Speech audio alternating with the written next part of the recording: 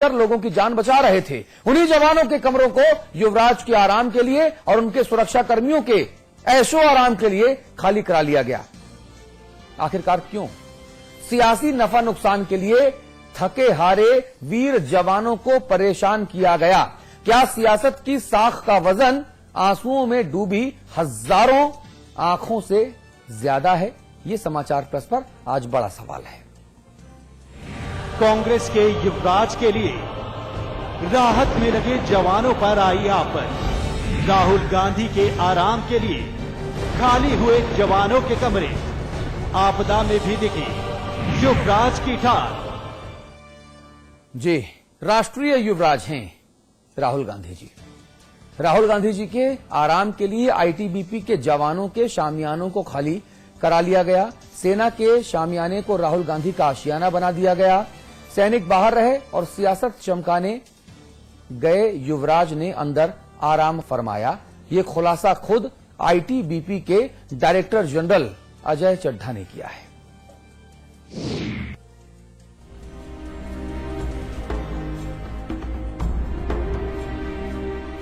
सियासी सल्तनत से छोटे साहब आए थे।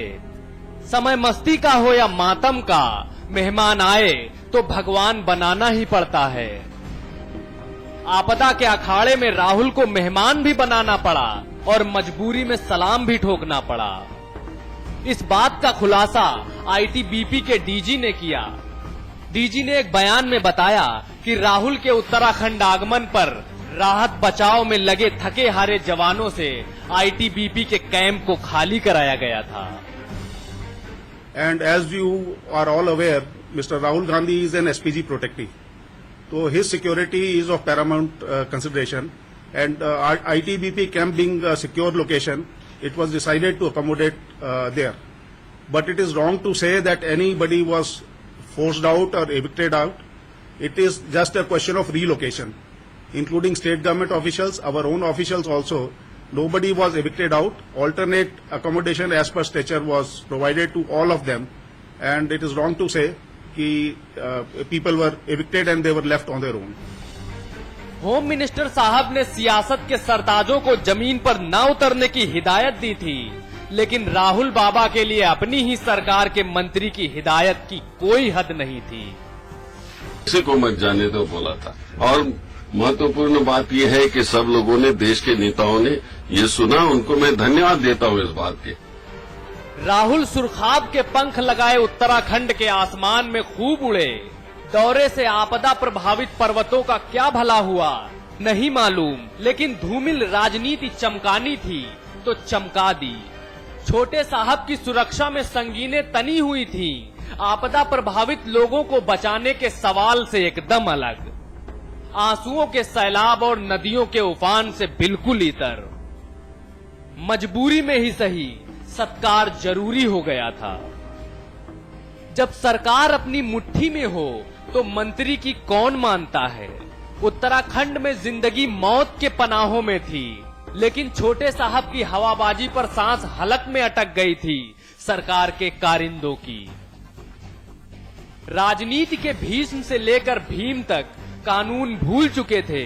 राजनीति के सभी रंगों के बीच राहुल कांग्रेस के लिए वो चेहरा है जिसके सामने सरकार छोटी हो जाती है।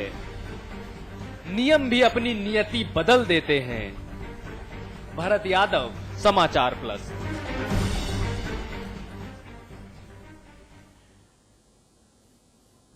चलिए इस मुद्दे पर आगे चर्चा करते हैं। अमिताभ अग्निहोत्री जी हमारे मैनेजिंग एडिटर हमारे साथ दिल्ली से हैं। आपको देहरादून लेकर चलेंगे। हमारे स्थानीय संपादक विकल थपलियाल हमारे साथ हैं। उनके साथ भारतीय जनता पार्टी के नेता भाई रविंद्र जुगरान साहब मौजूद हैं। आप सभी का स्वागत है। मैं विशेष स्वागत करूंगा कुछ देर बाद राजीव महर्षि साहब का, जो उत्तराखंड कांग्रेस के एक कद्दावर नेता माने जाते हैं।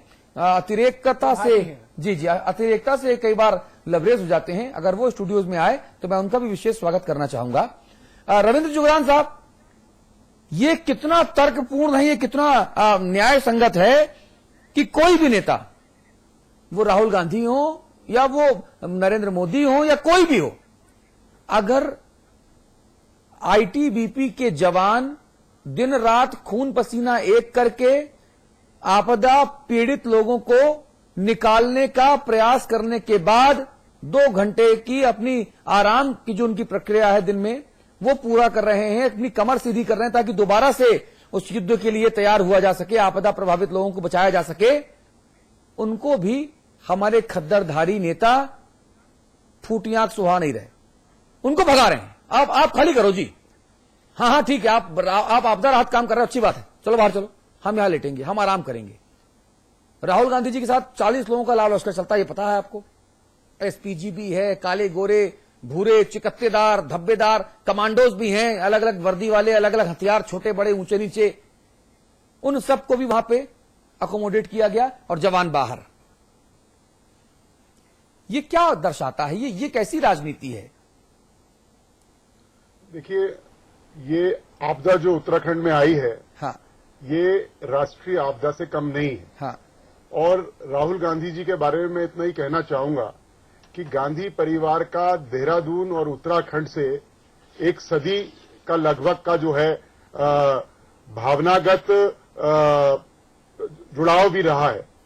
संजय गांधी जी हो, राजीव गांधी जी हो, पंडित नेहरू हो, इंदिरा गांधी रही हो, राहुल गांधी स्वयं रहे हो, प्रियंका गांधी स्वयं रहे हो, सब देहरादून में पढ़े लिखे हैं, और उनके बच्चे पढ़ रहे हैं, आते जाते रहते हैं, उनके बच्चे नैनीताल में पढ़ रहे हैं। हाँ। तो तीसरी चौथी पीढ़ी जो है यहाँ उत्तराखंड से जुड़ी हुई है। और इस समय जैसा कि आपके चैनल के माध्यम से ये बताया गया, ये बताया जा रहा है, प्रिंट मीडिया के माध्यम से भी बताया जा रहा है कि राहुल गांधी जी के दौरे के लिए आईटीबीपी के जो क्वार्टर्स थे उनके सैनिकों के, उनको खाली करना पड़ा, उनको शिफ्ट करना पड़ा। तो किसी भी वीवीआईपी का दौरा अगर हो रहा है किसी भी क्षेत्र में और उससे अव्यवस्थाएं उत्पन्न हो रही है, फोर्स का ध्यान बट रहा है, एडमिनिस्ट्रेशन का ध्यान बट रहा है, उनको हौसला अफजाई के बजाय वीवीआईपीज की सिक्योरिटी, सुरक्षा, उनकी देखरेख और उनके उसमें सारे में अगर तामझाम को जुटना है तो ये दौरा जायज नहीं कहलाया जा सकता। हाँ। खेद की बात यह है कि देश के गृह मंत्री शिंदे साहब ने हफ्ते भर पहले जब मोदी जी आए थे तो उनको दौरा करने से रोका और माननीय मुख्यमंत्री उत्तराखंड ने भी दौरा करने की इजाजत नहीं दी, केवल हवाई सर्वे की बात कही थी। हाँ। जबकि मैं कहना चाहूंगा कि राहुल गांधी जी की भावनाएं हो सकती हैं, उनकी संवेदनाओं पर हम उंगली नहीं उठा रहे हैं, लेकिन राहुल गांधी और नरेंद्र मोदी जी में अंतर यह है कि नरेंद्र मोदी नहीं, अभी मोदी जी की बात करेंगे। जुगरान साहब 1 घंटे का शो है, 1 घंटे का शो है, 1 घंटे का शो है, आराम से बात करेंगे, चरणबद्ध तरीके से बात करेंगे, विकल भाई से बात करेंगे। राहुल गांधी जी के इस दौरे को हम कतई भी इसलिए तर्कसंगत जायज नहीं ठहराएंगे जब उसके लिए आर्म्ड फोर्सेस के आईटीबी के सैनिकों को उनके क्वार्टर्स को शिफ्ट करना पड़े। इसका मतलब राहुल गांधी जी अवस्थाएं लेकर आए हैं। हाँ, अविकल थपलियाल, मैं आपके पास आऊंगा। चाहे मोदी हो, चाहे राजनाथ हो, चाहे सोनिया जी हो, चाहे प्रधानमंत्री खुद मनमोहन सिंह जी हो, चाहे राहुल गांधी जी हो, चाहे छोटे और बड़े और मझोले स्तर के तमाम दूसरे नेता हों, राहत और बचाव कार्यों में ये कोई वीवीआईपी थे ही नहीं। सबसे वीवीआईपी तो हमारे बहादुर जवान हैं जिन्होंने अपनी जान दे दी बचाव कार्य में। वो ज्यादा बड़े वीवीआईपी जो अपनी जान हथेली पर रखकर दूसरों की जान बचा रहे हैं, या ये खद्दरधारी वीवीआईपी हो गए? ये जो स्यूडो वीवीआईपी वहां पहुंचे, जो आपदा पर्यटन करने के लिए पहुंचे, आखिरकार इनकी हिमाकत कैसे पड़ गई कि आईटीबीपी के बहादुर जवानों को निकाल बाहर किया गया? मुख्यमंत्री क्या कर रहे थे? तमाम मंत्री वहां क्या कर रहे थे? और जब लोग गुस्सा होते हैं तो इन सबके पेट में दर्द होता है कि आप साहब मीडिया वाले आम लोगों की भावनाएं भड़का रहे हैं। राहुल गांधी ने कितने लोगों को निकाला? आईटीबीपी वाले अगर प्रॉपर आराम कर लेते तो शायद शाम के वो और ज्यादा लोगों को निकाल पाते होते, सक्षम होते उसमें। अविकल भाई। अतुल भाई, मौजूदा समय में उत्तराखंड की जो पूरी जनता है और जो पीड़ित लोग हैं, उनके परिजन हैं, ये हाथ जोड़कर जितने भी वीवीआईपी से इनसे अनुरोध कर रहे हैं कि भाई आप यहां मत आइए, हम पर दया मत दिखाइए, हम पे अतिरिक्त दया मत दिखाइए, यहां आके उनको श्रद्धांजलि मत दीजिए, इस समय मत आइए, फिलहाल 5-7 दिन और। लेकिन उसके बाद भी ये आम जनता की मैं टिप्पणी आपको बता रहा हूं जो उन लोगों ने हमसे फोन पे कही है, क्योंकि इस पूरी त्रासदी से जितने भी पीड़ित परिवार हैं वो तो जख्मी हैं ही, यहाँ की जो आम जनता है, देश की जनता है, वो बार बार वो सीन देख के, बार बार प्रिंट मीडिया में पढ़ के भी विचलित है। उनका भी मानसिक संतुलन बिगड़ गया है। और एक तथ्य मैं और बता दूं कि जैसे कहते हैं कि ऐसे दुख की घड़ी में इतने लंबे समय तक ये दुख चल रहा है, इससे लोगों के जो दैनिक दिनचर्या है, उनका स्वभाव है, उस पर भी असर पड़ रहा है। जो आप गुस्से के तौर पे देख रहे हैं कि कुछ लोग खुले तौर पे दिखा दे रहे हैं, और यहाँ की जो जनता है वो अंदर ही अंदर इसमें घुट रही है। और घर की महिलाएं, बच्चे सब कह रहे हैं कि भाई ये क्या हो रहा है, ये क्यों आ रहे हैं। और जहां तक राहुल गांधी की बात है कि राहुल गांधी ने जो नाइट स्टे किया, ये इनकी रणनीतिक भूल रही है। चाहे वो 10 जनपद ने बनाई हो, चाहे वो मुख्यमंत्री ने उनका दौरा बनाया हो। मुझे तो लगता है कि मुख्यमंत्री जी को पता भी नहीं था कि वो यहाँ आएंगे, शायद ये भी एक सच है। लेकिन जो उनका नाइट स्टे था वो ऐसे प्लेस पे किया गया कि जहां जो सेंट्रल केंद्रीय स्थल था राहत अभियान के लिए, जहां से MiG-17 उड़ रहे थे, हेलीकॉप्टर उड़ रहे थे, जहां आईटीबीपी थी, जहां एयरफोर्स थी, जहां पुलिस थी और जहां बाकी लोग थे। तो उस समय ये मौका होता है कि आईटीबीपी के जो जवान है, जो सेना के जवान है, ऐसी भी खबरें आ रही हैं कि ये एक ही बार खाना खा के 24 घंटे काम पे लगे हैं। एक बार खाना खा के इनको दूसरी बार खाना खाने का भी मौका नहीं मिल रहा है। ऐसे मौके पर इनका जो संयम है, जो इनका धैर्य है, क्योंकि उस वैली में प्लेन को उड़ाना कोई आसान बात नहीं है, उसमें मानसिक संतुलन की बहुत जरूरत है, धैर्य की है, संयम की है, एकाग्रता की है।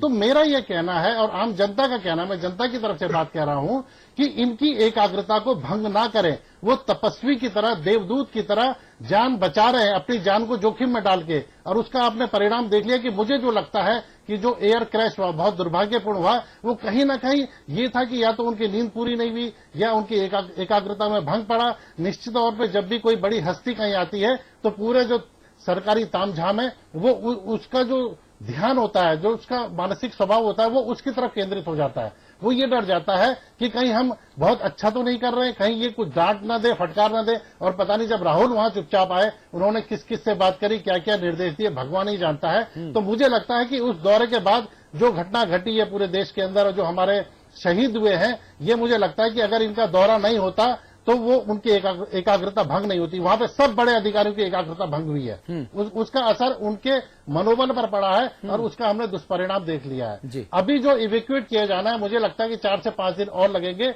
और जितने भी समस्त वीवीआईपी जो देश विदेश से आ रहे हैं, कृपया कर उत्तराखंड की सरहद में प्रवेश न करें।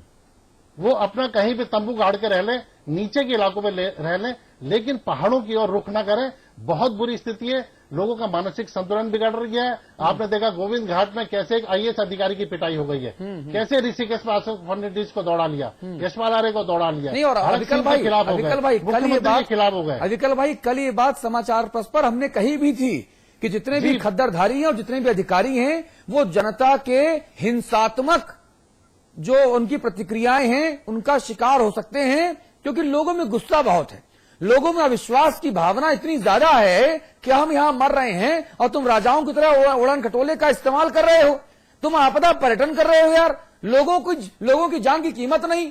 जो लोग मरे उनके पेट में अन्न का एक दाना नहीं, उनके आमाशय खाली निकले और यहां पर स्कॉच और काजू खाए जा रहे हैं पहाड़ पर बैठ के। तो आम लोग, अगर अमिताभ अग्निहोत्री जी गुस्सा ना हो तो क्या करें?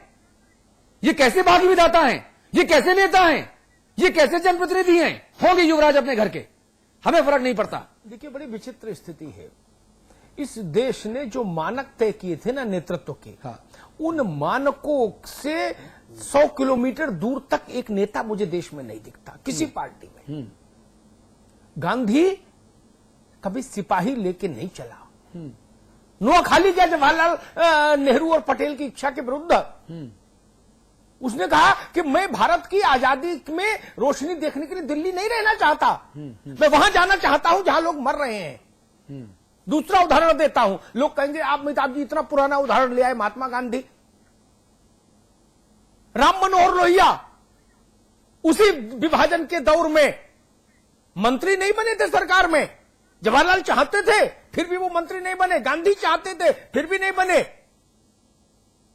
उनके कुछ वैचारिक मतभेद थे जवाहरलाल जी से, लेकिन वो दंगा पीड़ितों के इलाके में गए और एक मुसलमान को अपनी गाड़ी में बैठा लिया और सारे हिंदुओं ने उनको घेर लिया और कहा आपको मारेंगे नहीं तो इसको उतारो। तो लोहिया ने कहा मैं प्राण दे दूंगा लेकिन जब तक प्राण है इसको नहीं उतारूंगा। आज के दौर का बता दूं, 70 के दशक का समय, चंबल घाटी थर्राती थी बागियों से। जयप्रकाश जी को बागियों ने चिट्ठी भेजी कि हम आपसे बात करना चाहते हैं, लेकिन बिना फौज फाटा के आइएगा आप और प्रभावती। जयप्रकाश जी तमाम केंद्र सरकार और राज्य सरकार